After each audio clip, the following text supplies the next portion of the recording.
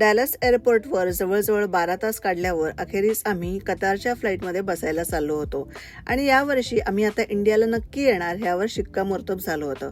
अर्धी लढाई जिंकल्याचं फिलिंग आमच्या मनात होतं. कतारबरोबरचा आमचा हा दुसरा एक्सपिरियन्स होता. आता आमची फ्लाईट डॅलस टू दोहा आणि दोहा टू मुंबई अशी होती. त्या दिवशी आम्हाला जेव्हा फ्लाईट डिलेचा मेसेज आला तो काही मेकॅनिकल फॉल्टमुळे डिले होता असा आला होता.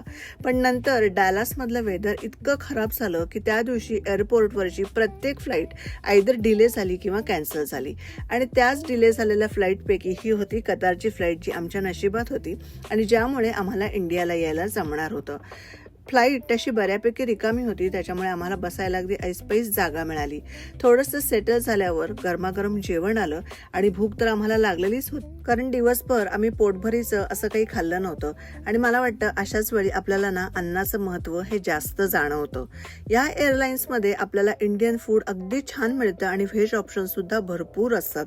मला हे जे फूड देतात ना, हे ज्या प्रकारे त्यांनी पॅक केलेलं असतं आणि ज्या प्रकारे ह्या एअर होस्टेस मॅनेज करतात या सगळ्या गोष्टी बघायला भयंकर आवडतात. कतार एअरलाईन्सचा अजून एक फायदा असा आहे की ह्यांच्या स्क्रीनवर ना मराठी हिंदी मूवीज भरपूर असतात.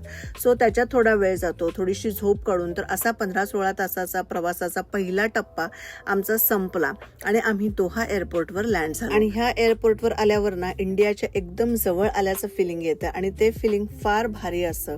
दोहा एअरपोर्टवर आम्हाला फार वेळ नव्हता, त्याच्यामुळे आम्ही तिथे फ्रेश झालो आणि लगेचच आमची पुढची फ्लाईट होती, ते म्हणजे अर्थातच दोहा टू मुंबई.